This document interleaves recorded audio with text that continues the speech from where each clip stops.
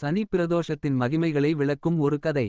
பழங்காலத்தில் தனபாலன் என்ற நேர்மையான வணிகன் இருந்தான். அவனது வியாபாரம் சரியாக நடக்காமல் கடன் சுமையில் தவித்துக் கொண்டிருந்தான். கவலையுடன் சிவன் கோயிலுக்குச் சென்றான்.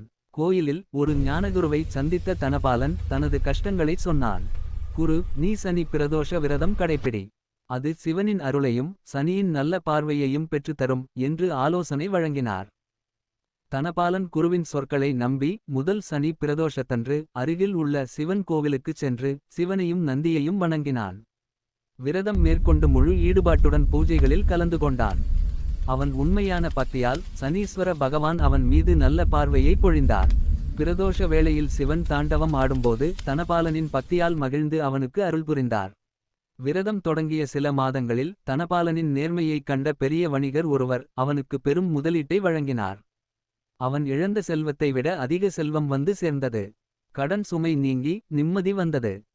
தனபாலன் நிம்மதியுடன் சிவனுக்கு நன்றி கூறினார். சனி பிரதோஷம் என்பது சனியின் தாக்கத்தை குறைத்து சிவனின் அருளை இரட்டிப்பாகப் பெற்று வாழ்வில் வளத்தையும் நிம்மதியையும் தரும் மகத்தான வேளை என்பதை அனைவரும் உணர்ந்தனர். தனபாலன் மட்டுமல்லாது விரதத்தை கடைப்பிடித்த அனைவரும் சிவனின் அருளால் வாழ்வில் வளம் பெற்று மகிழ்ச்சியோடு வாழ்கின்றனர். சனி பிரதோஷத்தின் மகிமை உலகெங்கும் பரவுகிறது.